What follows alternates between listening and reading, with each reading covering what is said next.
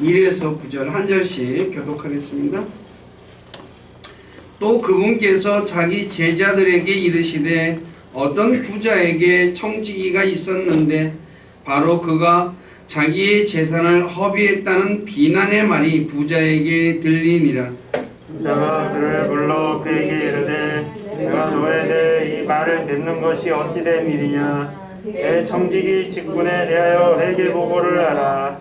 내가 더 이상 청지기가 되지 못하리라 하매 이에 청지기가 속으로 이르되 내 주인이 내게서 청지기 직분을 빼앗으니 내가 무엇을 할까. 땅을 파지도 못하겠고 구걸하자니 부끄럽구나. 내가 무엇을 할지 결심하였으니 그러면 내가 청지기 직분을 빼앗길 때 그들이 나를 자기 집으로 받아들이리라 하고 이에 그가 자기 주인에게 빚진 자들을 다 불러 첫째 사람에게 이르되 너는 내 주인에게 얼마를 빚졌느냐 하니 그가 이르되 기름 100마리니이다 하매 그가 그에게 이르되 내 증서를 가져다가 빨리 앉아 50이나 적으라 하고 그 뒤에 그가 다른 사람에게 이르되 너는 얼마를 빚졌느냐 하니 그가 이르되 밀 100석이니이다 하매 그가 그에게 이르되 내 증서를 가져다가 80이라 적으라 하였더라. 주인이 그 불의한 청지기가 지혜롭게 행하였으므로 그를 칭찬하였으니 이는 이 세상의 자녀들이 자기들의 세대에서는 빛의 자녀들보다 더 지혜롭기 때문이니라. 내가 너희에게 이르노니 불의의 만문으로 너희를 위해 친구들을 사귀라. 그리하면 너희가 숨이 멎을 때에 그들이 너희를 영존하는 처소로 받아들이라. 아멘. 여기까지 이 말씀 가지고 우목사님께서 불의한 청지기의 교훈으로 말씀을 전해주시겠습니다.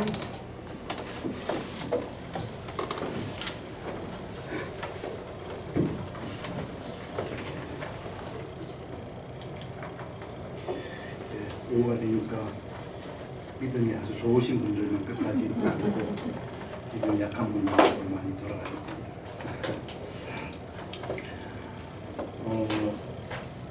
제가 오전에 이사야 53장 6절 말씀을 읽었습니다. 우리 다시 한번 잠깐만 볼까요? 이사야 53장 6절입니다.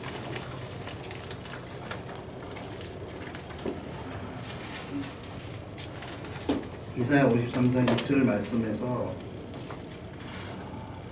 제가 읽지는 않겠습니다.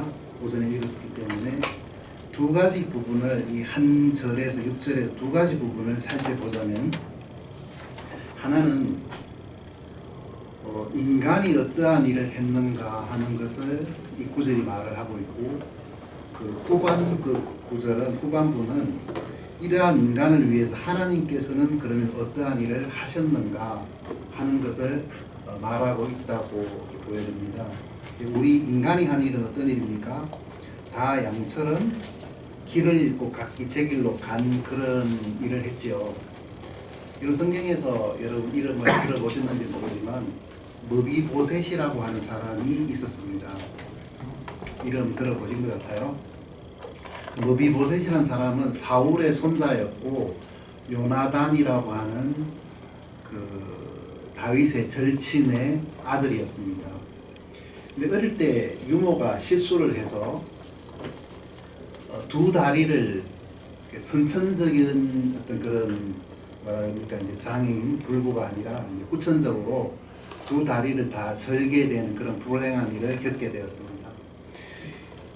할아버지 사울은 아버지 요나단은 다윗의 절친이었지만 할아버지 그 사울은 다윗의 장인임에도 불구하고 제정신이 아니었죠. 이제 이 사위를 죽이려고 그렇게 애를 썼습니다.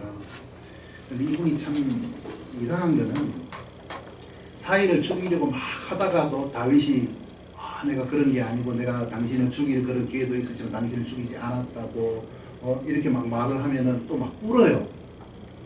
왜 그런지 모르겠어. 내 아들 다윗아 이게 내 목소리냐? 그러면서 막 울고 다시는 내가 너의 목숨을 찾지 않겠다고 막 울면서 맹세를 하고 눈물이 마르기도 전에 또 잡으러 또 나오거든요. 이분이 좀 이상한 분이죠.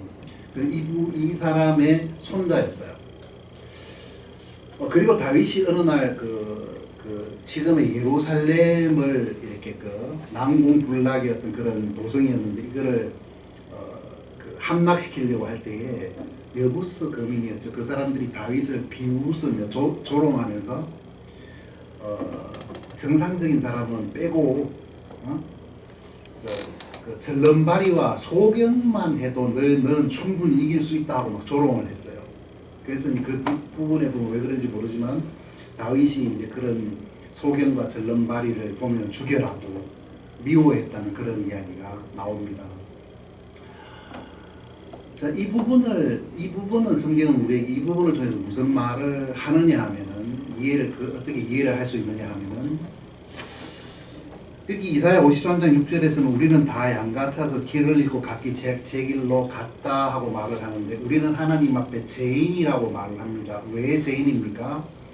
바울의 로마서를 보면은 우리가 어떤 죄를 지어서 죄인이 된 것이 아니고 죄인으로 출생했기 때문에 죄인이 되었다고, 한 사람으로 말미암아 우리가 죄인이 되었다고 말을 하고 있죠.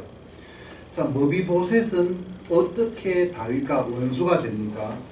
첫 번째는 출생으로 인함입니다. 다윗을 그렇게 죽이려고 했던 다윗의 원수인 사울의 혈연 손자였죠. 그래서 다윗과 원수될 수밖에 없는 그런 관계였고, 두 번째는 후천적으로는 다윗이 미워하는 그런 여부스 사람들이 조롱한 그런 말처럼 다리를 저는 사람이었기 때문에 다윗이 미워하는 사람이라고 말할 수 있습니다. 무슨 말이냐면은 머비보셋이 할아버지가 사울이고 자기 자신 스스로는 절름발이었기 때문에 다윗이 미워하는 기피하는 인물이 될 수밖에 없었던 것처럼 우리가 죄인인 것은 우리가 죄인으로 출생을 했기 때문에, 그렇죠? 죄인으로 출생을 했기 때문에 우리는 하나님과 원수된 상태에 태어나자마자 그런 위치가 된 것이고, 두 번째는 좀 어려운 말을 하자면 영어 단어는 sin이라고 하는 단어가 있고 sin에 복수가 붙어서 since라는 말이 있습니다. 그거를 굳이 번역을 하자면은 죄들 혹은 범죄 이렇게 번역을 할 수 있습니다. 어떤 차이냐면은 죄라는 것은 어떤 원인이 되는 근원적인 것이라면은 since라고 하는 것은 그 죄가 있기 때문에 나타나는 증상, 결과라고 말할 수가 있는 겁니다. 자, 우리는 하나님 앞에 죄인이죠. 어떤 죄를 거짓말하거나 욕을 하거나 남을 미워하기 전에 우리는 아담으로부터 출생을 했기 때문에 태어나면서부터 죄인이 되었고요. 어떤 특별한 죄를 짓지 않는다고 해도, 예전에 제가 어떤 전도지를 봤어요. 참 재밌는 전도지였는데 앞장에 큰 글씨로 우리는 어떻게 하면 지옥에 갈 수 있을까요? 물음표를 해놨어요. 참 재밌는 질문이죠. 어떻게 하면 우리는 지옥에 갈 수 있을까요? 어떻게 해야 되지? 딱 열어보니까 6자가 적혀 있어요. 뭐라고 적혀 있을까요? 아무것도 없다. 그냥 태어나서 가만히 있으면은 지옥에 간다는 말입니다. 그렇죠? 굉장히 단순한 진리지만은 많은 사람들이 이해를 못하는 거죠. 그렇습니다. 자,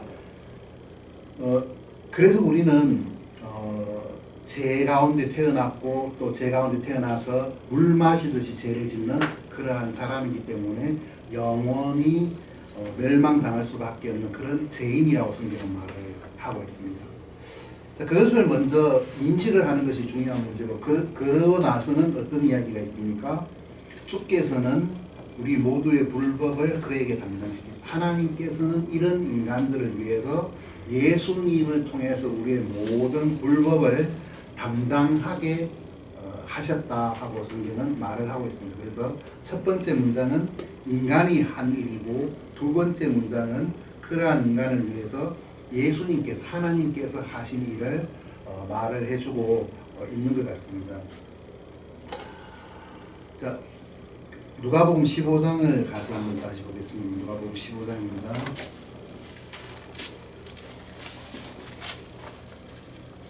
누가복음 15장에 보면은 두 아들에 대한 이야기. 저는 이제 의식해서 의도적으로 생각을 해서 탕자라는 말을 돌아온 아들, 탕자라는 말을 하는 걸 좀 꺼립니다. 잘 그런 말을 안 하려고 합니다. 왜냐하면 그렇게 말을 하면은 마치 첫째 아들만 아버지를 떠난 것처럼 성경의 사실을 왜곡하는 셈이 되어버리기 때문에 그냥 이 세 번째 비유를 뭐라 그러죠? 많은 분들이 탕자 이야기요 그런데 그 제목 자체가 굉장히 잘못되었다는 생각을 하거든요. 이 이야기가 말하는 이 스토리가 말하는 거는 두 아들이 있는데 하나는 좋은 사람이고 하나는 나쁜 놈이었다. 나쁜 놈이 회개하고 돌아왔다. 이 이야기를 하는 게 아니고 두 놈 다 나쁜 놈이었는데 한 놈은 자기가 워낙 개판을 쳤기 때문에 그 자기가 엉망으로 산 것으로 인해 자기가 죄인인 것을 발견했다는 거죠. 자, 누가복음 15장 한번 못다한 얘기 조금 더 하겠습니다. 15장. 자, 한번 보십시오. 자, 어느 날 아들이 두 아들 중에 한 아들이 아버지께 와서 재산 중에서 내게 돌아올 몫을 주소서 하고 12절에 보면 말을 합니다.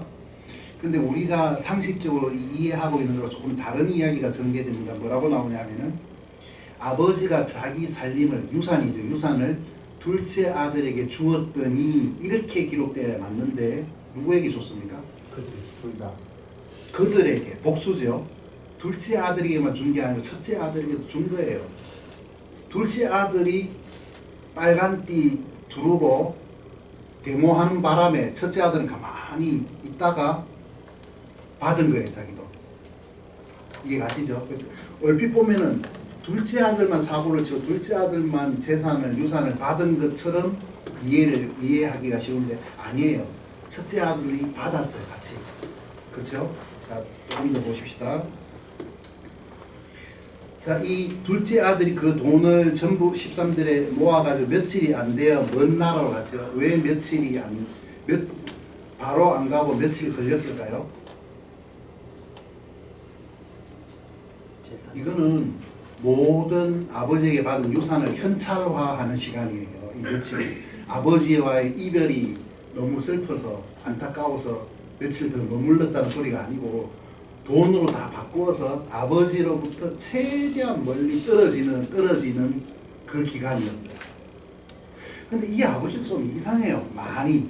왜 이상하냐면은 여러분이 홍 목사님 계십니다. 홍 목사님 아들 형제님이 아버지 드릴 말씀이 있습니다. 드릴 말씀이 있다는 말이 때로는 참 무서운 말입니다. 드릴 말씀이 있습니다. 무서운 말이거든요. 드릴 말, 그 뭐냐?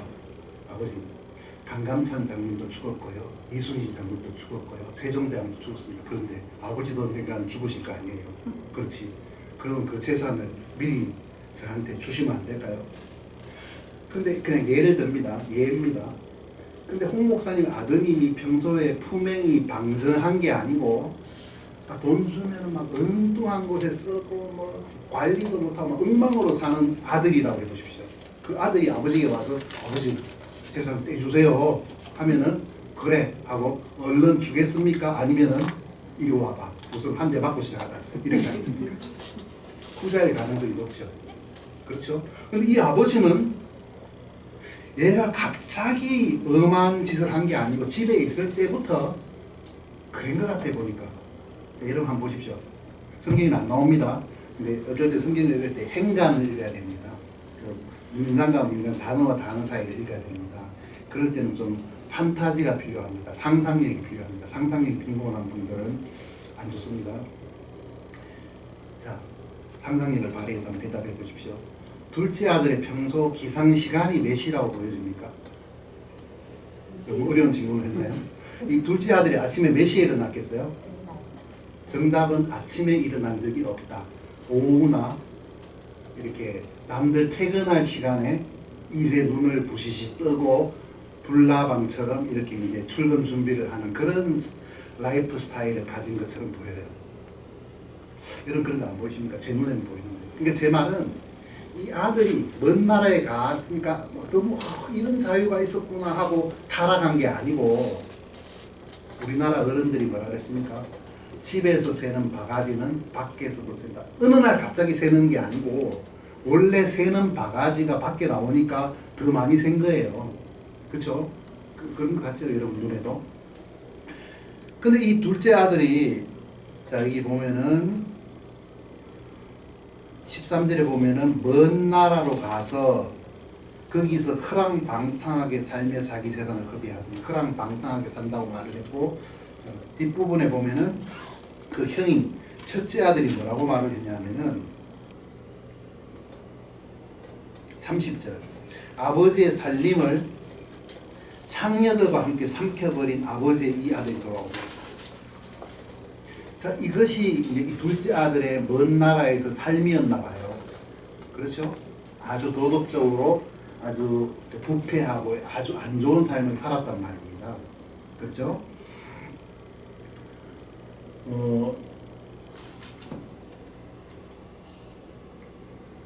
자, 그래서 이제 허랑방탕하게 산 둘째 아들이 있고, 대조적으로 아침에 일찍 일어나서 새벽 종이 울렸네, 새 아침이 밝았네 하고 이제 새마을 운동 노래 부르면서 밖에 나가서 늦게까지 들에 나가서 일을 하는 첫째 아들이 있습니다. 얼핏 보면은 첫째 아들이 정말 좋아 보이고 모범적인 아들이고, 저런 아들 나도 있었으면 좋겠다 싶잖아요. 근데 내가 이 첫째 아들의 진실을 보여드릴게요. 한번 여러분 생각해 보십시오. 아까 그 이야기 하다 말았네요. 여러분, 이 아버지는 좀 이상하죠. 왜요? 내가 아버지라면 이런 아들에게 절대로 재산 안 줍니다. 안 나눠줍니다. 근데 이 아버지는 아무 말도 안 하고 또 사업 계획서를 제출해봐, 이런 말도 안 하고 그냥 아무 조건 없이 돈을 줍니다. 뭐가 생각납니까? 여러분, 인간이 자기의 자유의지를 사용하여서 하나님을 떠날 때에, 하나님이 가령 뭐 쉽게 말하자면은 선악을 알게 한 나무에 고압 전류가 흐르게 해가지고 못 따먹게 할 수도 있잖아요. 근데 하나님은 그렇게 하지 않고 잘못된 결정이었을지라도 인간의 자유의지를 침범하지는 않았어요.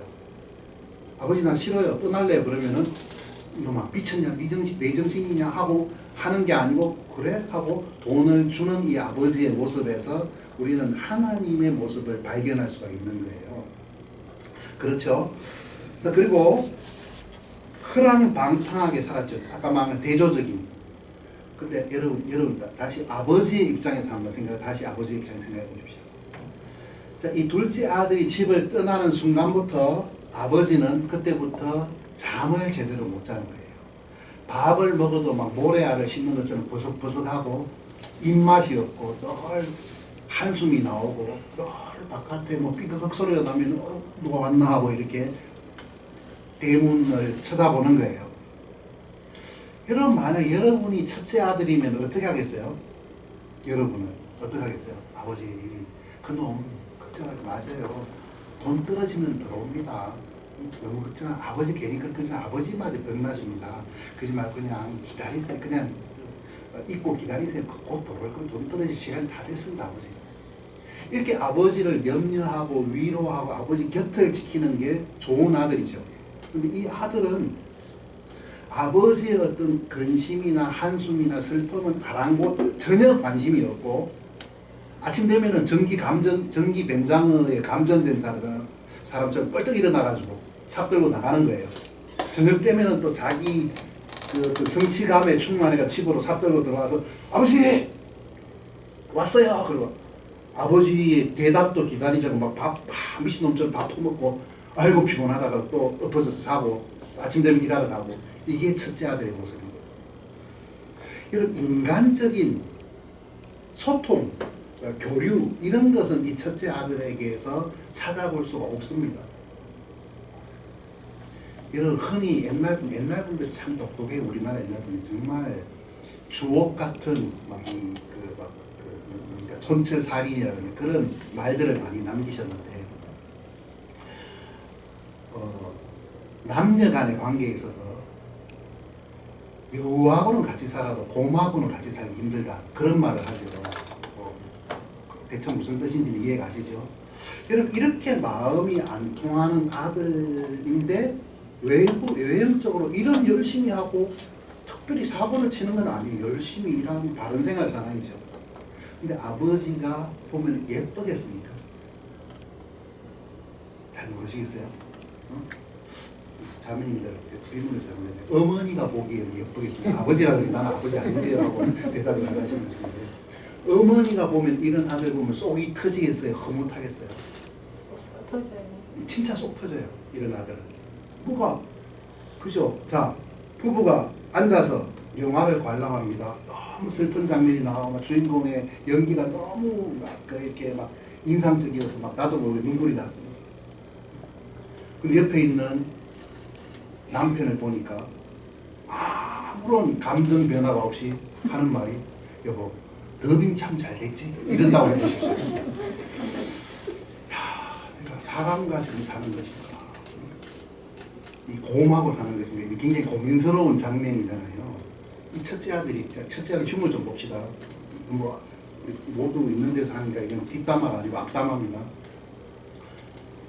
이 아들은 진짜 나쁜 놈이에요. 아버지가 어찌됐든 간에 지 열심과 지 감성에 충실한 지극히 이기적이고 자기중심적인 인물이에요.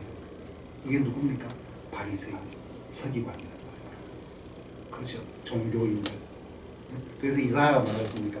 이 백성이 입술로는 나를 존경하는데 마음은 내게서 멀다. 행동은 아버지를 존경하고 아버지의 명을 어김이 없건들 하고 자기도 말했잖아요. 근데 마음은요 멀지요. 아버지는 아들을 보고 막 기뻐 죽겠는데 심통이 나고 막 물건을 집어 던지고 싶고 막 소리 지르고 싶고 막 이런 아들을 보면은 아버지와 마음이 너무 멀리 있는 거예요. 무슨 말인지 이해가십니까? 예. 정말 그런 장면을 우리가 누가복음 15장에서 읽을 수가 있습니다. 자, 근데 얘기 한번 보십시다. 그라면 방탕하게 살고 재산을 거비했는데 14절에 그가 다 탕진한 뒤에 이 둘째 아들은 돈 쓰는 재주만 있고 돈 버는 재주는 없었나 봐요. 그 많던 재산도 그렇게 막 물쓰듯 쓰다 보니까 어느덧 점점 줄어들어가지고 돈이 다 떨어져 버렸죠. 이런 걸 설상가상이라 그래요. 엎친 데 덮친 격으로 기근이 들었네요. 그래서 궁핍하게 되었습니다. 자, 그래서 15절에 이 부잣집 도련님이 취직을 했습니다. 축산업 협동조합에 취직을 했습니다. 그렇죠? 어디 갔습니까? 구체적으로 돼지 치는 일을 했습니다. 여러분 이걸 그렇게 전원 생활을 했구나. 촌에서 아르바이트 했는데 이렇게 보시면 안 돼요.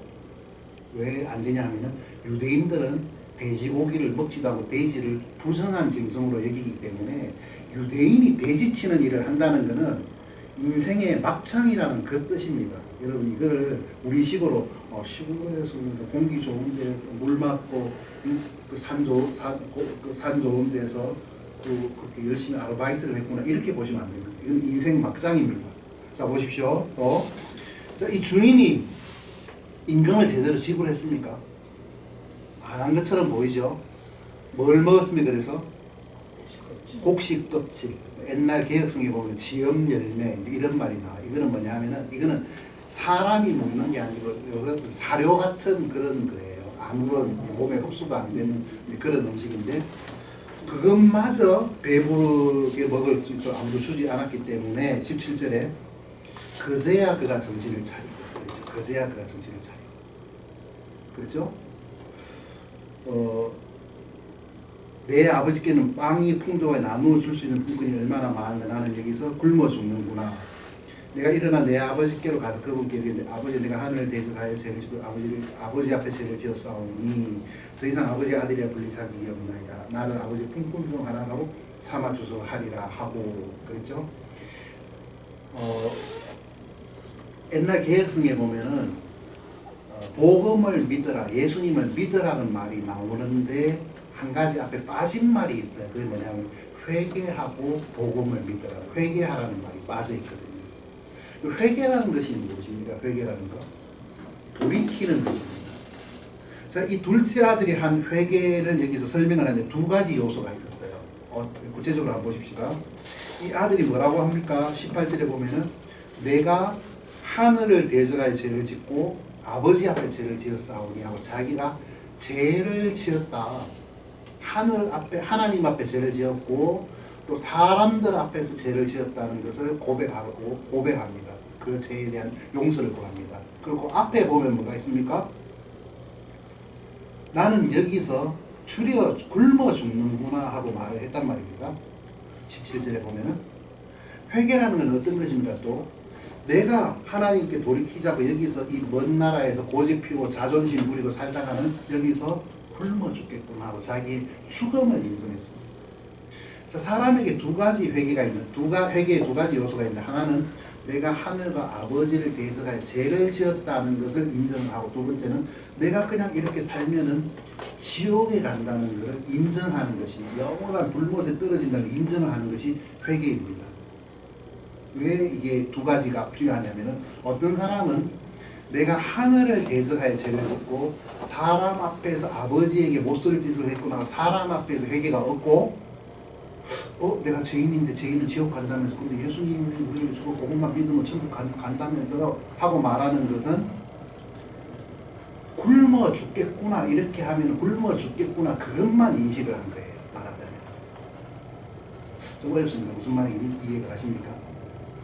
여러분, 내가 정말 하나님 앞에 내가 몹쓸 삶을 살았구나, 정말 잘못되었구나, 내가 사람 앞에서 잘못했구나 하는 것을 뉘우치지 않고 어쩌든지 지옥은 면해야지 하는 것은 참된 회개라고 볼 수는 없는 것입니다. 오히려 그것은 아주 값싼 화재보험에 가입하는 겁니다.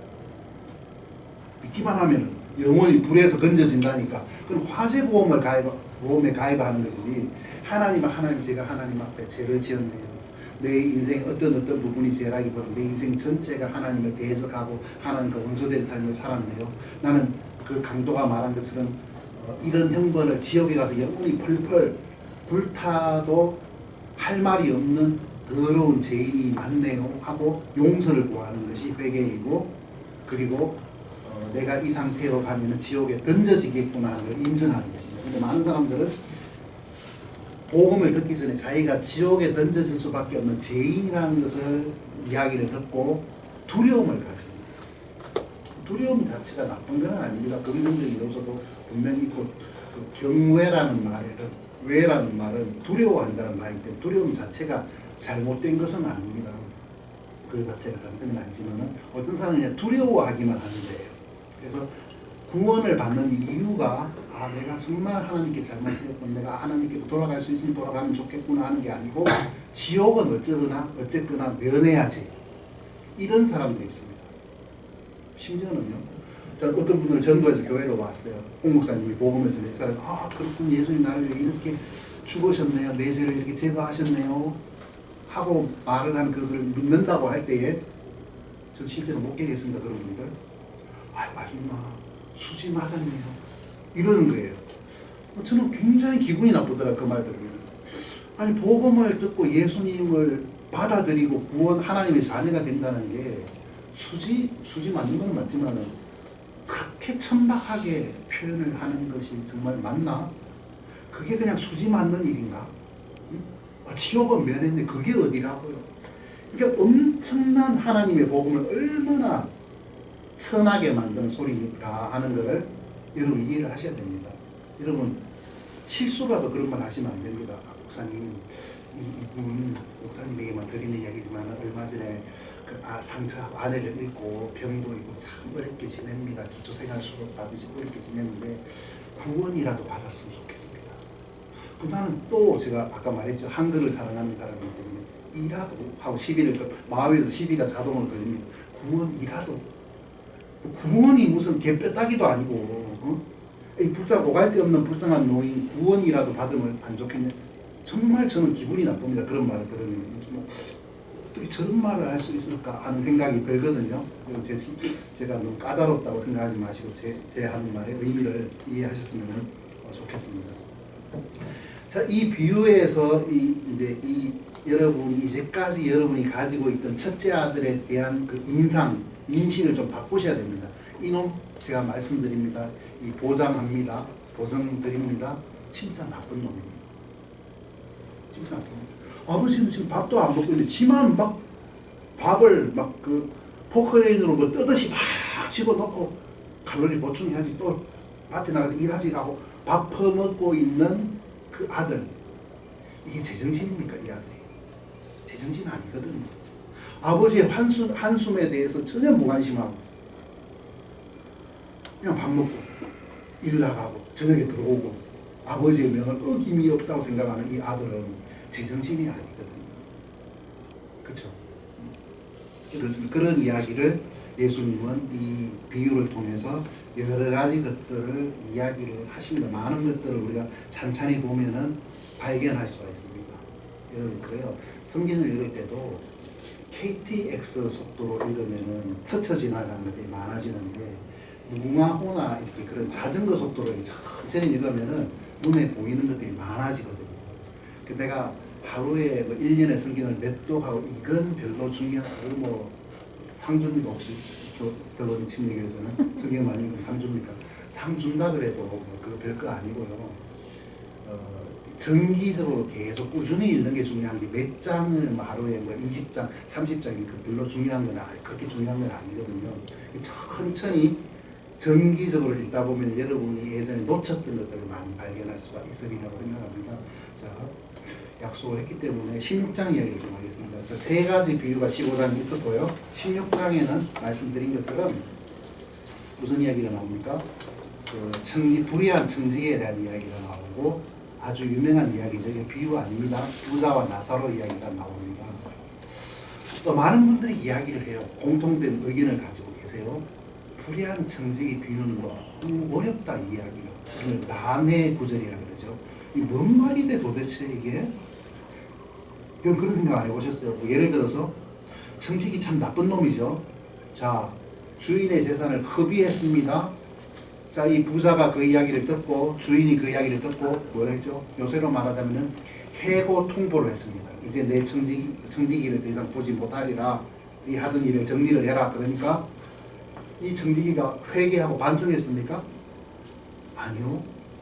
주인에게 빚진 사람을 모아가지고 기름 몇 마를 빚졌냐? 100마리인데 여기 빨리 얼마? 70이라 80이라고 쓰더라. 밀 얼마? 여기 60이라고 쓰더라. 그래서 주인한테 허락도 안 받고 자기 마음대로 탕감을 해줬습니다.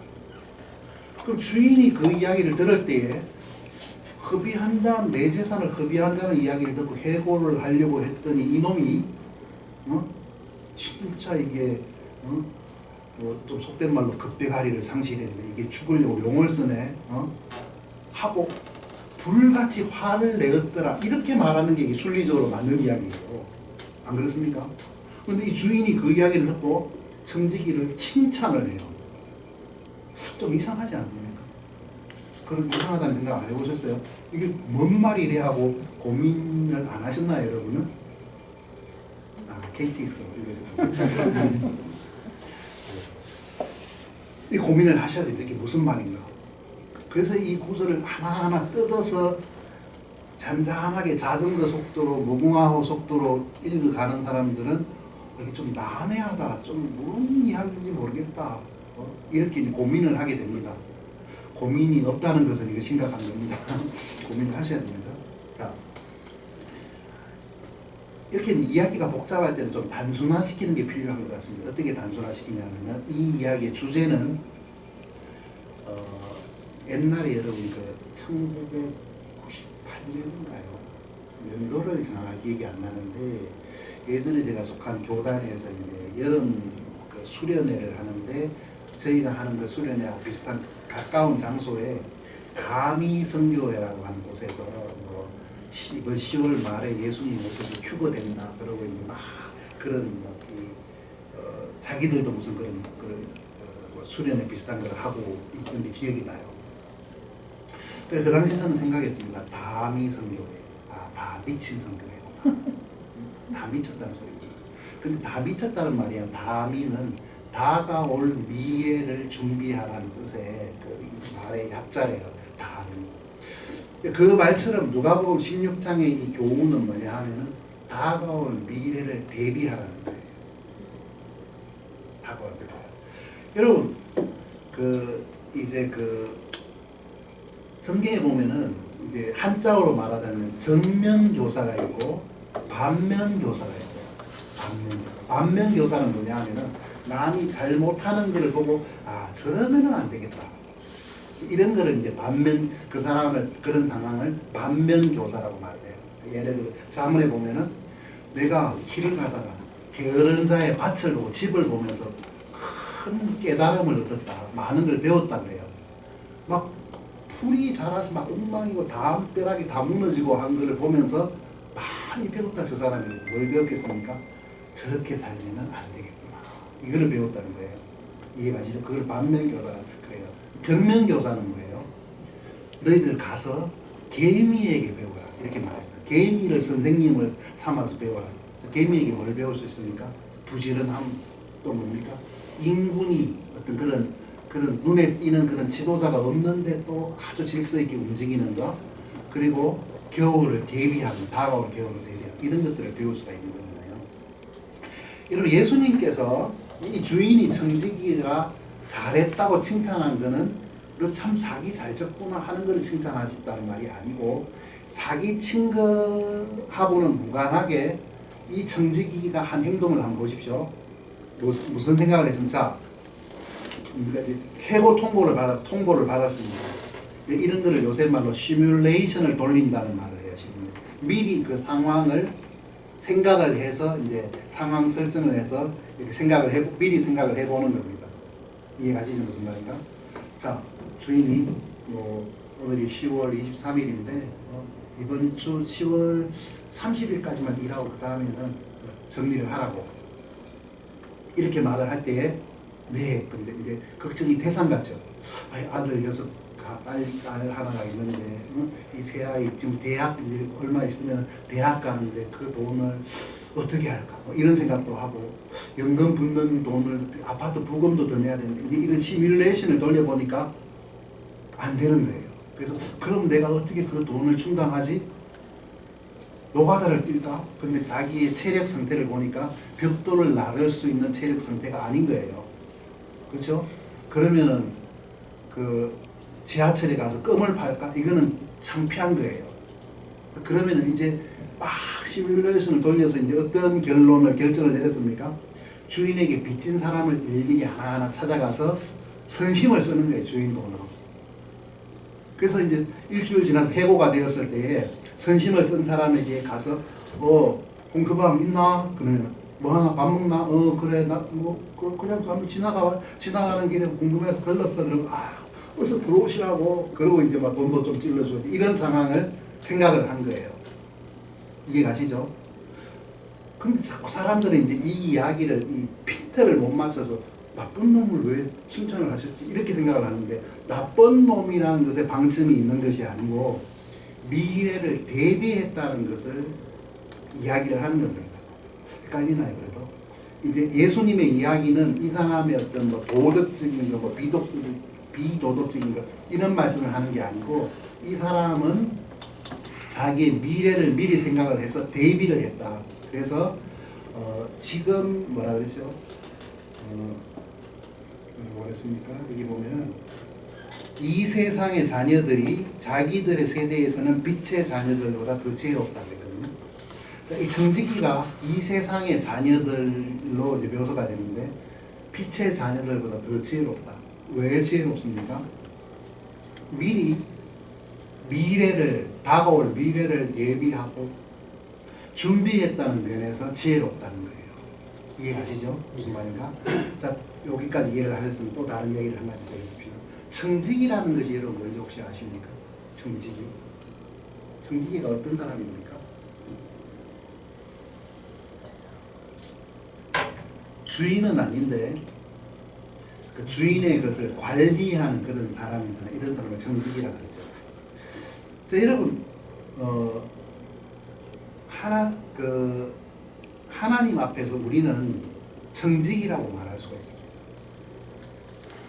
우리는 예수님의 피를 흘려서 우리를 사셨기 때문에 우리의 모든 것은 소유권은 예수님에게 있습니다. 맞죠? 인정하십니까? 네. 그 말이 무슨 말입니까? 구체적으로 우리의 몸, 우리의 시간, 우리의 어떤 뭐 물질, 돈 이런 것이 다 내게 아니고 예수님의 것을 내가 지금 관리하고 있다는 말이에요. 주인의 것을.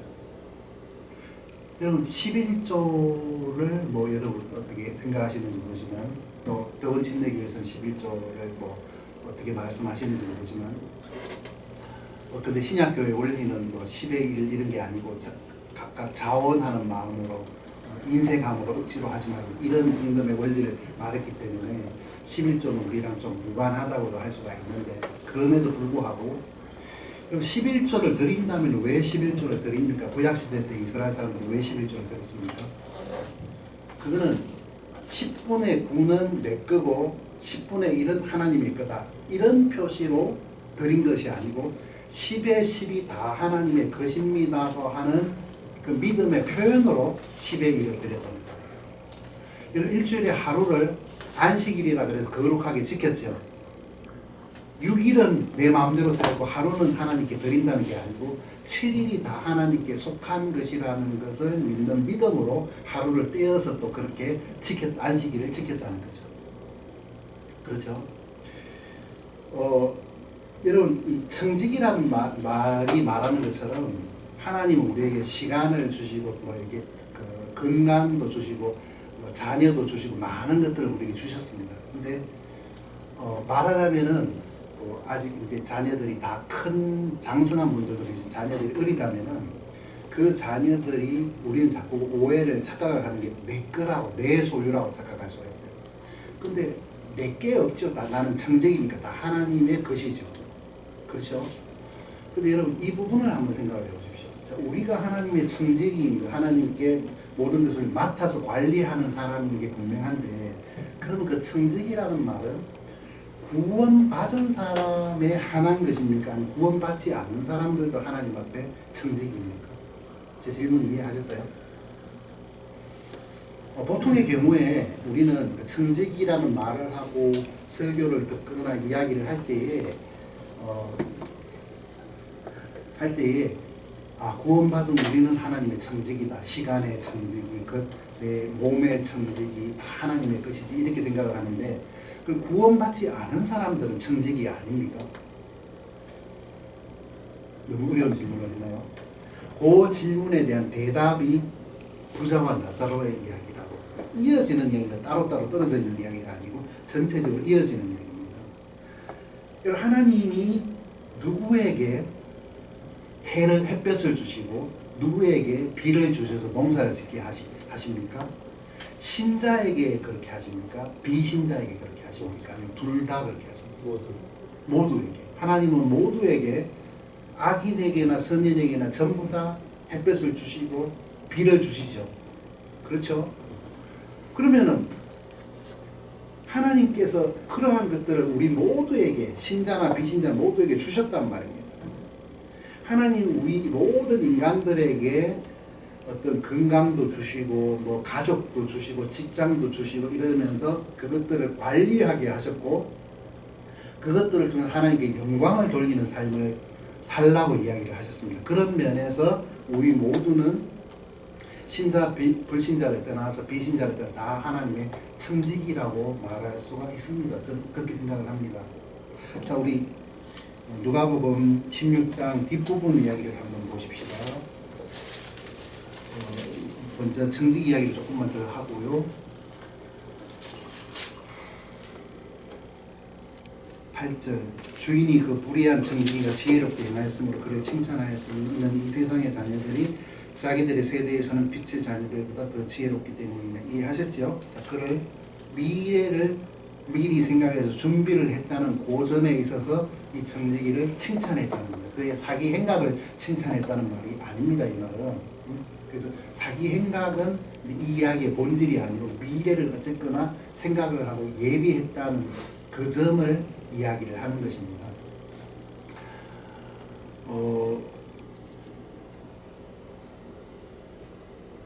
9절 내가 너희에게 이르노니 불의의 만몬으로 너희를 위해 친구들을 사귀라. 그리하면 너희가 숨이 멎을 때 그들이 너희를 영존하는 것으로 받아들이리라.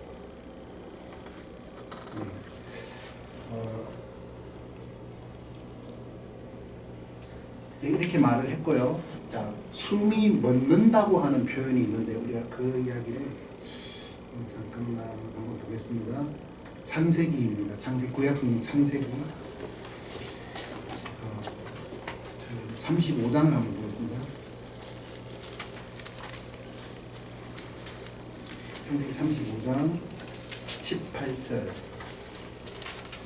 그녀는 16절에 나온 라헬입니다. 라헬 아시죠? 야곱의 네 아내 중에 하나인 가장 총애했던 부인입니다. 아내입니다. 라헬이 18절 그녀의 혼이 라헬의 혼이 떠나려 할 때 가로 열고 이는 그녀가 죽었기 때문이더라 가로 닫고 그녀가 그의 이름을 베논이라 했으나 그의 아버지 베냐민이라 했다. 그녀의 혼이 떠나려 할 때 이는 그녀가 죽었기 때문이더라. 자, 이게 오늘 제 말씀의 주제는 아니고 핵심 아니고 지나가는 이야기를 한번 해보십시오. 사람은 성경은 세 부분으로 되어 있다고 했습니다. 영과 혼과 육이라고 하는 세 부분으로 되어 있습니다.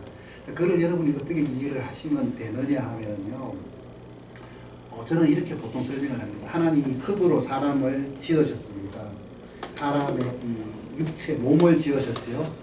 그 흙으로 된 사람 아담은 어떤 분들은 아담하다는 뜻으로 생각을 해요. 아담하게 생겼나 보다. 그 아담이 아니고 히브리어인데 아다마라고 이제 발음을 합니다. 아다마라는 말은 붉은 흙이라는 뜻입니다. 아담은 붉은 흙이었습니다. 붉은 흙으로 하나님이 아담을 지으셨습니다. 어떤 상태일까요?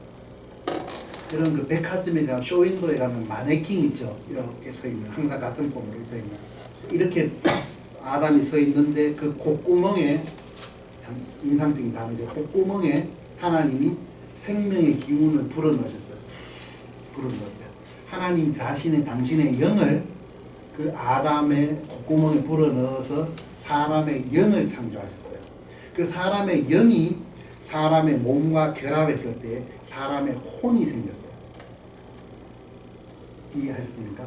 그것이 영과 혼과 육이라고 하는 개념입니다. 자, 이렇게 그 몸이 있었고 영이 들어와 그다음 영과 몸이 만났을 때 혼이 생성되었습니다. 자, 사람의 숨이 멎는다는 건 뭐예요? 숨을 거두심이라 숨이 멎었다는 말은 뭐예요? 구원을 받았든 받지 않았든 하나님께서 죽음이라는 건 그 사람의 영을 취하십니다. 영을 취합니다. 그것을 숨을 거두었다, 숨이 멎었다고 표현을 합니다. 숨이 멎을 때 어떤 일이 일어납니까? 심장도 멎고요. 그죠? 모든 이 육체적인 활동이 정지가 되고 중지가 되어버립니다. 그렇죠? 자, 금방 뭘 읽었습니까? 저는 이 말이 참 죽음을 묘사하는 몇몇 안 되는 그런 구절이라고 생각하는데, 자, 라헬이 혼이 떠나려 할 때에, 자, 국어를 잘해야 된다고 성경을 잘 이해하려면은, 혼이 떠나려 할 때에 하는 이 순간은 라헬의 혼이 떠난 겁니까? 아직 떠나지 않은 겁니까? 아직 떠나지 않은 거죠. 근데 가로 열고 혼은 떠나지 않았는데 그녀가 죽었기 때문이다. 죽었다 그랬어요. 이미 죽었어요. 죽음이라는 건 뭡니까? 영이 몸에서 떠난 것을 죽음이라고 말하고 영이 몸에서 떠나면 그 다음에 최종적으로 이루어지는 것은 혼도 몸에서 떠나갑니다. 이것을 성경은 죽음이라고 말을 하거든요. 자, 하나님은 이 세상에 태어난 인간들을 너희들은 나의 청직이다. 내가 너희들에게 이것도 줬죠. 줬지. 물도 줬지. 가족도 줬지. 재능도 줬지. 이걸 잘 관리해서 살아있는 동안에 너희들이 잘 해야 되는 거야. 이걸 관리를 잘 해야 되는 거야. 그렇게 말씀하셨습니다. 자, 그것에 대한 실제적인 이야기로 부자와 나사로가 대조적인 사람입니다. 대조적인 사람이죠. 자, 부자는 뭘 했습니까? 살아 생전에. 부자는 뭘 했죠? 한번 다시 누가복음으로 가서 한번 봅시다. 부자는 뭘 하고 살았습니까?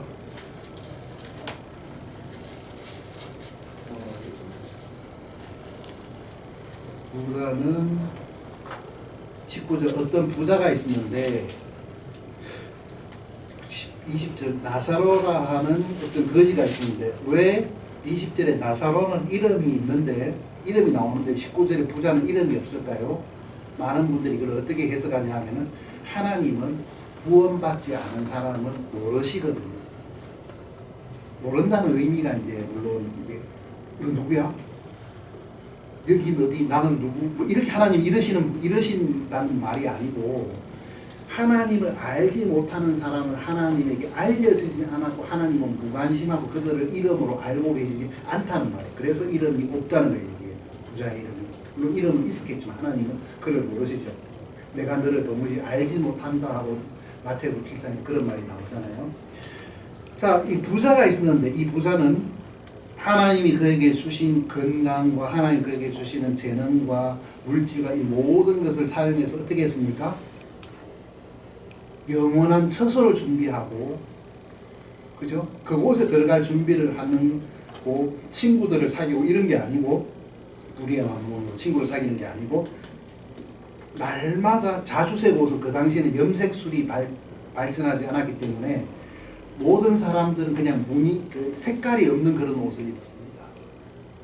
이걸 말하면 또 민족주의자들한테 열화 같은 욕을 얻어먹을지 모르지만 우리나라가 백이민족이라는 말을 하는데 그게 흰색을 사용하고 고결하고 이런 거로 부각을 하는데 염색술이 발전하지 않았기 때문에 그렇다고 저는 생각하거든요. 이게 너무 부정적인 의견인가요? 모르겠습니다. 그러니까 이 자색 옷은 아무나 입는 옷이 아니에요. 엄청나게 돈이 많거나 권세가 있는 왕족이나 이런 사람들만 입는 옷이었어요. 그죠? 요새 부자들은 어떻게 해요? 이제 그 명품 가방 하나에 1,500만 원 이런 거 들고 다닌다 그러잖아요.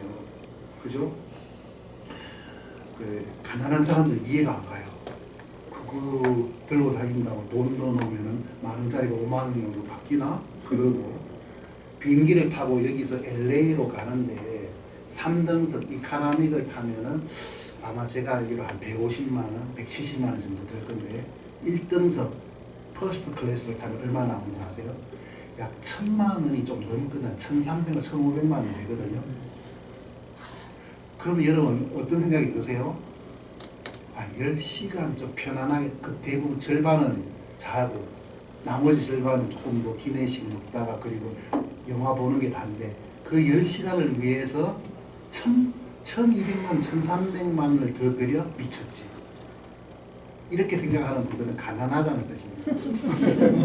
부자는 1,500만 원이나 15만 원이나 그게 그거예요. 공짜 하나 두 개 붙은 그게 그거기 때문에 기꺼이 지불을 하죠. 그 돈을.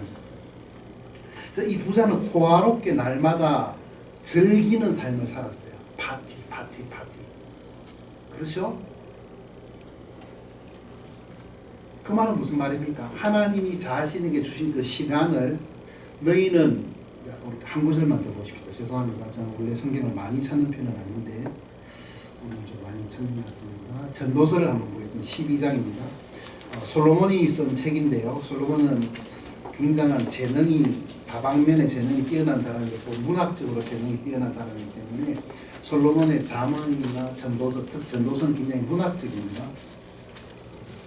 1절 이제 내 젊은 시절에 내 창조자를 기억하라. 재난의 날들이 이르기 전에 내가 말하기를 내가 이 해들을 기뻐하지 아니하노라 하는 그런 해들이 가까이 이르기 전에 해와 빛과 달과 별들이 어두워지기 전에 비가 온 뒤에 구름들이 되돌아오기 전에 기억하라.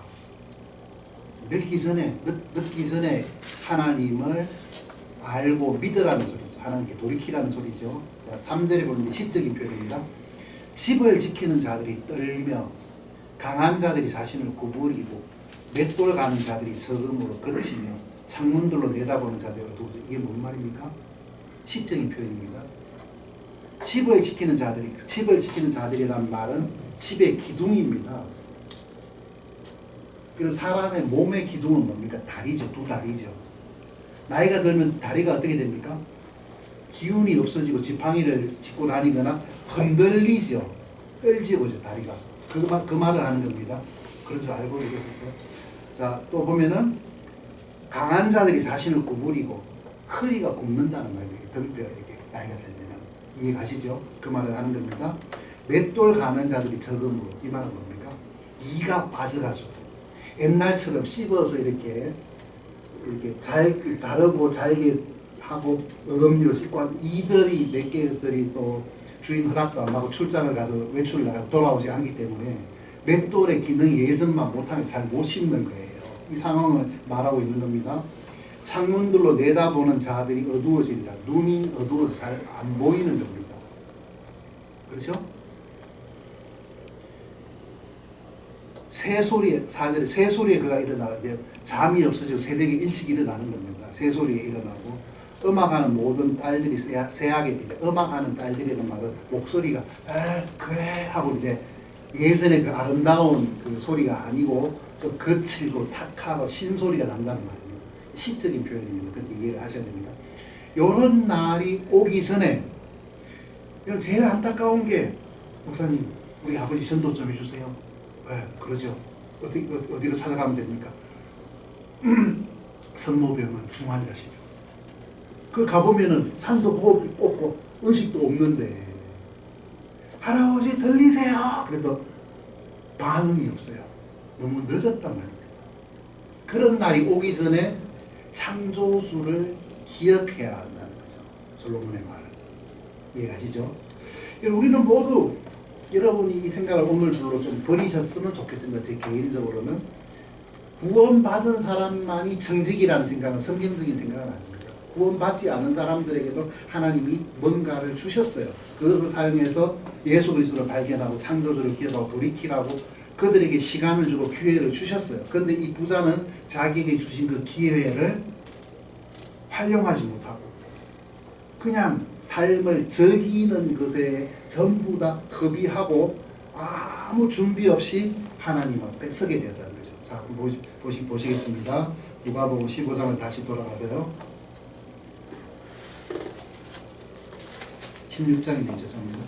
누가복음 16장에 보면은 자, 이 죽음에 대해서 이제 좀 설명을 하고 있습니다.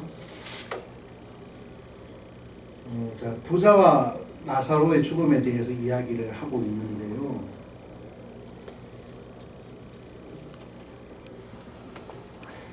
그 거지가 죽어 22절입니다. 그 거지 나사로지요. 천사들에 의해 아브라함의 품으로 옮겨지고 그랬죠. 여러분 성경을 문자 그대로 기록된 그대로 믿으십니까? 믿을 용의가 있으십니까? 여러분이 이해가 안 가거나 좀 힘든 것도 믿으시려고 합니까? 여러분에게 제가 약속드리는 것, 말씀드리는 것은 구원받은 사람은 예수 그리스도 안에 믿음 안에 죽은 사람들은 죽음 이후에 특별 천사 에스코트가 있다는 말입니다. 이 말이에요. 이 에스코트 안 나오는데 그러지 마세요. 천사들에 의해 그 거지가 죽어 아브라함의 품으로 옮겨졌다. 이게 에스코트란 말입니다. 여러분 그 대통령이 어떤 나라를 방문하면은 백차들 삐요 하면서 막 길 비워놓고 이렇게 특별히 안내하는 거 있죠. 그 에스코트처럼 이 세상을 숨이 멎어서 마감하고 하나님에게로 갈 때에 천사가 와서 주님 애쓰셨습니다 하고 에스코트 특별 서비스를 한다는 뜻입니다. 좋겠죠? 예, 별로 너무 좋아서 그러시나? 아브라함의 품으로 옮겨졌지요. 부자도 죽어 묻히게 되었더라. 자, 여러분 잘 보세요. 구절을. 그리고 행간을 읽으셔야 됩니다. 거지는 죽어서 묻히게 되었다는 말이 없지요. 이상하게. 부자만 있죠. 무슨 말입니까? 이 말은 부자는 정상적으로 장례를 치르고 조문객이 오고 비석이 이렇게 멋진 비싼 비석이 있는 그 무덤에 안장되었다는 말입니다. 그죠? 화환도 많이 오고 이러면서 이 사람이 죽기 전에 얼마나 큰 번세와 영향력을 가지고 있는 것을 이렇게 보여주는 그런 장례식을 했습니다. 근데 나사로는 거지는요. 자, 보십시오. 23절에서 23절입니까? 22절에서 나사로의 죽음에서 장례식에 조문객 보입니까? 22절 보입니까? 안 보입니까? 안 보이죠? 장례식은 있었을까요? 그것도 참 의문스럽습니다. 그냥 가마떼기 하나 덮어가지고 어디 그냥 땅 구덩이 파서 묻어버린 것 같아요. 그런 느낌이 들죠. 그렇지만은 그건 별로 중요한 게 아니에요. 그 이후에 에스코트가 있느냐 없느냐 이제 차이가 나는 거죠. 삶이 엄청나게 바뀌어 버린 겁니다. 왜 그렇죠? 16장에 있는 첫 번째 청지기 이야기처럼 최소한 하나님이 주신 삶 속에서 하나님께로 올바르게 돌이켜 회개하고 예수 그리스도를 개인의 구주로 하나님의 아들로 믿은 사람들은 이제 그러한 것에 대한 보상이라고 할까요? 그 보상이라고 표현할까요? 이제 영생을 그들이 누리게 되고 그렇지 않은 자기에게 주어진 청지기의 일을 제대로 하지 못한 사람들은 영원한 멸망이 고통이 수치가 그들을 기다리고 있다는 이야기를 하는 겁니다. 이해하시죠? 그래서 예수님이 여기서 바리새인과 서기관들을 겨냥해서 말할 때 바리새인과 서기관들을 참된 신자라고 가정하고 이야기를 하신 게 아니거든요. 지금 상황이. 그렇기 때문에 너희들의 인생을 지금 미래를 준비해야 된다. 그래서 불의한 정직 이야기를 하셨고 미래를 대비해야 된다고 말씀을 하신 것이죠. 여러분 참 우리나라만큼 빠르게 바뀌는 나라가 드뭅니다. 우리나라 진짜 빨리 바뀌어요. 저는 평균 1년에 한 번 정도 한국을 방문하거든요. 여러분 늘 있어서 잘 모르시는데 1년 만에 한 번씩 오면은 한국이 바뀐 게 느껴져요. 1년 전보다. 여러분 잘 못 느끼는 그런 마치 할머니 할아버지가 손자들 어쩌다가 1년 만에 2년 만에 보면 아이고 그건 많이 컸네 이래 보이는데 늘 같이 사는 엄마 아빠는 잘 안 보여요. 그게 실제 그죠. 물론 냉장고 옆에 줄 꺼놓고 뭐 키 얼마나 큰다 이렇게 보면은 그게 보이겠지만은 그냥 실제로 매일매일 크는 게 보이는 건 아니거든요.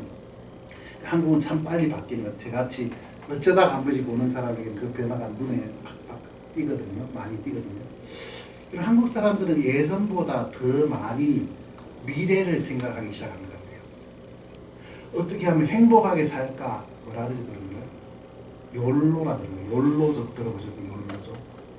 처음 듣는 거 처음 들어요? 나중에 네이버 검색해 보세요. 그리고 카르페 디엠 그런 말 들어보셨어요? 너무 어려운 말 많이 하네. 현재를 즐겨라 이런 말이에요. 그래서 예전에 우리 어른들은 여러분 제가 뭐 나이가 그렇게 많지는 않지만 제가 학교 다닐 때는 토요일도 학교를 갔잖아요. 당연히. 그리고 직장 다니는 사람 토요일도 갔고 방공일이라고 해서 이제 오전까지 근무를 했고요. 그렇죠. 그리고 삶의 여유가 별로 없었어요. 막 자식들 위해서 살고 막 이렇게 이제 보험이 그 당시에는 따로 어른들이 들어놓지 않았고 자식을 키워놓은 이 자식이 내 연금이고 보험이라고 생각을 하고 한 건 아니지만 그런 식으로 살았어요. 지금 어른들은 어떤 생각을 합니까? 내가 은퇴를 하면은 자식 놈을 의지해가지고 한 달에 용돈 얼마 달라 그래서 살아야지. 이렇게 생각하는 부모님들은 별로 없으실 것 같아요. 어떤 삶을 원하세요? 그러면은 아이고 내가 나이 들어도 남에게 이렇게 누를 끼치지 않고 자식이 손 벌리지 않고 그래서 좀 건강히 허락하는 법인에 일도 조금 하고 용돈 벌이라도 하고 이런 말들 대부분 어르신들이 하거든요. 그렇죠? 그래서 미래에 대해서 이제 많이 생각을 하고 그냥 돈 벌고 직장 다니고 이게 아니고 어떻게 하면은 행복하게 살까? 그래서 젊은 사람들은 그런 생각을 나이 드신 분들보다는 더 많이 하니까 그렇죠? 토요일 날 일하러 나오면은 시급은 원래는 10,000원인데 20,000원 줄게 그래도 안 가요. 그렇죠? 아 토요일은 쉬어야지 뭔 소리야. 안 가잖아요. 그렇죠? 옛날 어른들은요. 혹시 토요일 날 일거리 있으면은 나한테 당겨줘 하고 이제 남의 거 대신해 줄 판이거든요. 그렇죠? 그래서 사우디도 가고 독일도 가가지고 국제시장 같은 영화가 나온 그런 배경이 되는 삶도 찍어내고 실제로 그렇게 했잖아요. 그 사람들은 오늘날 사람들은 이제 예전보다는 좀 더 많이 생각을 해서 어떻게 하면 내 노후를 좀 안전하게 여유 있게 보낼까 생각을 해요. 그래서 이렇게 국민연 뭐 이렇게 이거로 해결이 안 될 것 같은 게 따로 보험을 들고 준비를 하잖아요. 근데 그 지혜로운 사람은 어떻게 해요? 영혼을 어디서 보낼 것인가 첫 번째로 영혼을 어디서 보내는 것이 정해졌다면은 어떠한 질을 갖추어서 보낼까 이거를 생각하는 것이 이 정직이가 미래를 대비하고 준비하는 것과 같이 지혜로운 사람이라고 하나님은 말씀을 하신다는 거죠.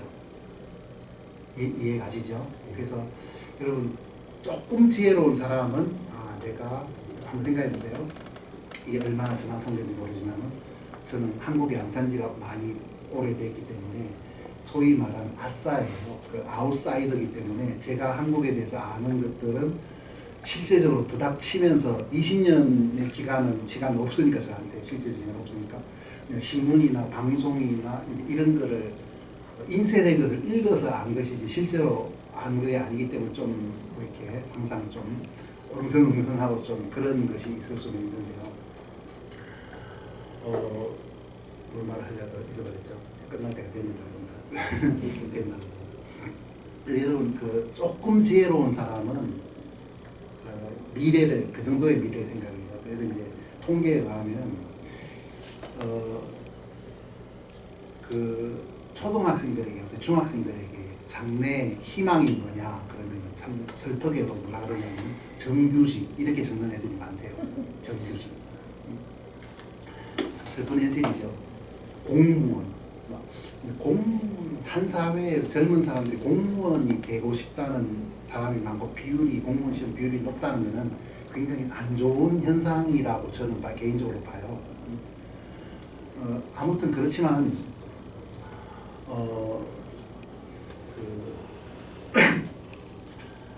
통계적으로 뭐라 그러냐면은 이제 사람들이 뭐 삼성이나 LG나 이런 큰 기업에 들어가고 싶어하는 통계적으로 그 대기업의 평균 은퇴 나이가 퇴직하는 나이가 43세라 그러더라고요.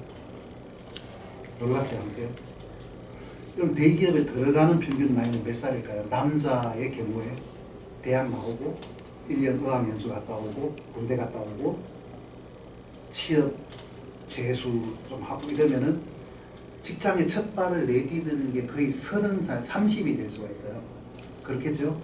30이 돼서 LG, 삼성에 들어갔는데 13년 있다가 돈을 받는 거에 비해서 일의 효율성이 낮다고 해가지고 정리해고가 됐을 때 43세는 아직 젊잖아요. 청춘이잖아요. 뭐해요 이제 나가서?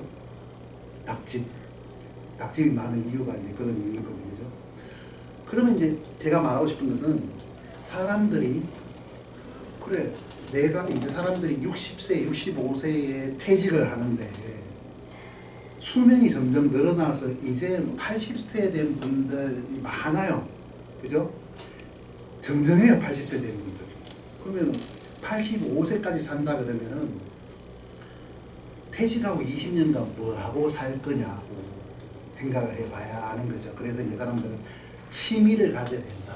적당한 이렇게 돈도 좀 있어야 된다. 이런 생각들을 굉장히 많이 해요. 옛날보다는.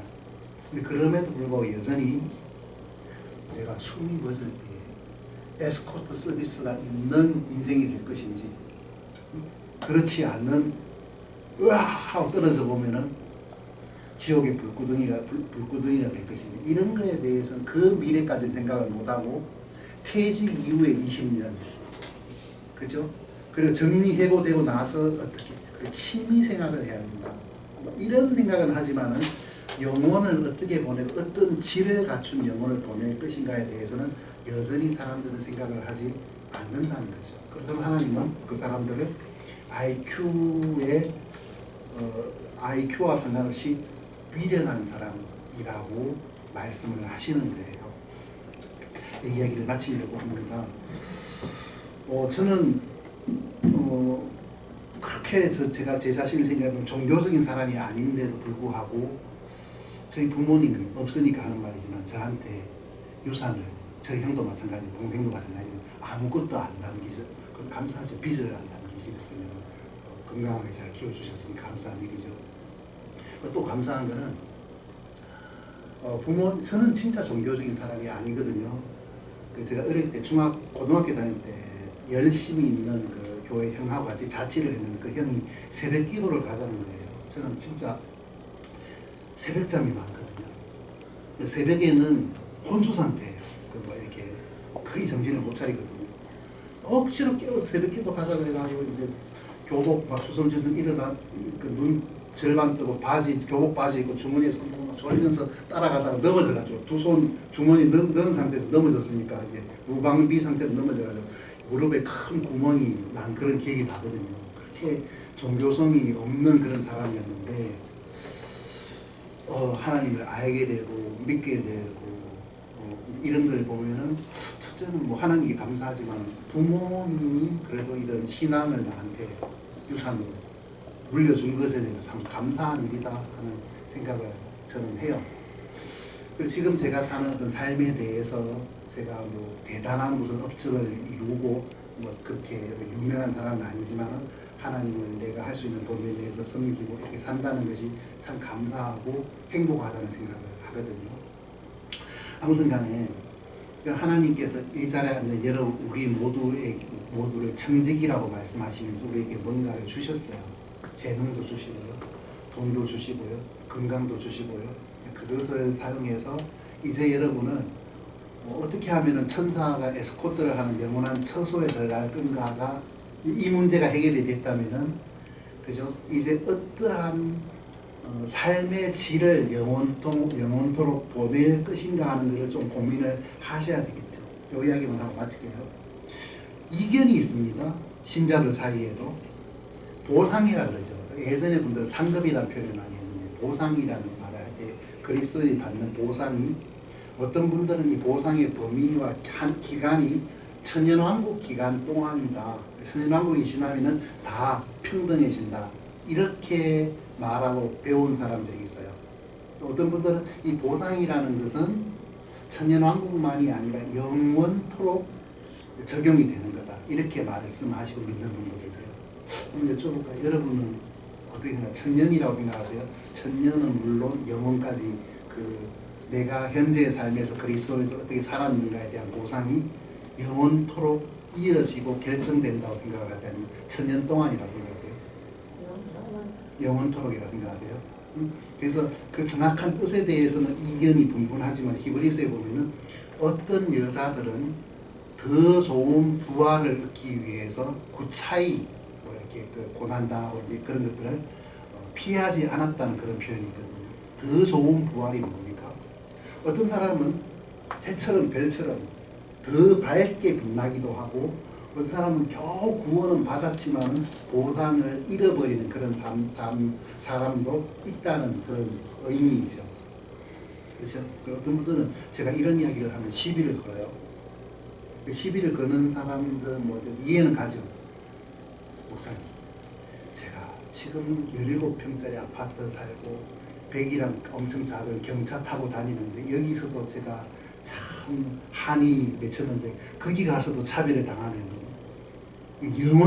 영원토록 천국 하늘나라에 살면서 좀 기분이 나쁠 것 같은데 그러면 그 상태를 천국이라고 말할 수 있나 이렇게 시비를 거는 분들이 지금 잘할 생각을 안 하고 왜 그런 시비를 거는지 저는 이해는 안 하지만 그런 분들이 이렇게 대답을 합니다. 그래서 천사를 몇 명을 하나님 창조하신 줄 아세요? 천사가 몇 명입니까? 모르시죠? 모르는 게 정답입니다. 수없이 많은 천사들을 창조하셨습니다. 근데 그 천사들 중에 우리가 이름 아는 천사가 몇 명입니까? 한번 말해보세요. 여러분 알고 계시는 평소에 카톡 하시는 천사들에서 이름 한번 말해보세요. 가브리엘, 또 미가엘, 또 없어요? 어떤 분들은 루시퍼 그러면 되는데 루시퍼는 천사가 아니고 그룹이라고 되고 천사는 아닙니다. 아무튼 그런 몇 명의 천사만 알고 있잖아요.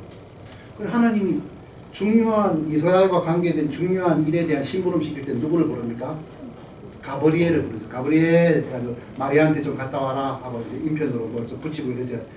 이게 그것에 차관해서 퀵 서비스가 생겨난 겁니다. 가브리엘을 보내고 있는데 다른 천사들이 왜 쟤만 시킨대요? 우리도 가고 싶은데 소식을 전하고 싶은데 이렇게 불평하는 천사가 있습니까? 아니요. 천사는 위계 조직이 아주 분명합니다. 절대적인 복종이고 말을 듣고 불평하지 않습니다. 심지어는 이런 빛의 천사만이 아니라 마귀 편에 있는 천사들도 서로 안 싸운다고 그랬어요. 그런 말 들어보셨어요? 안 싸워요. 그거를 인정하기 때문에. 여러분 우리가 들림을 받거나 체에 올려서 가거나 아니면 이제 부활의 몸을 가지면 어떤 일이 생깁니까? 많은 변화가 생기지만 늙지 않고 병들지 않고 노화되지 않는 몸을 가지지만 또 체성을 갖지 않는 몸을 갖게 됩니다. 그럼 어떻게 되는 줄 압니까? 시기 질투도 없으십니다. 당연한 이야기지만 홍도원 목사님은 상을 엄청 받았어요. 막 멜류관을 막 머리가 무거울 정도로 막 올림픽에 3관왕, 4관왕 하면서 막 멜류관을 썼는데 나는 멜류관이 없어요.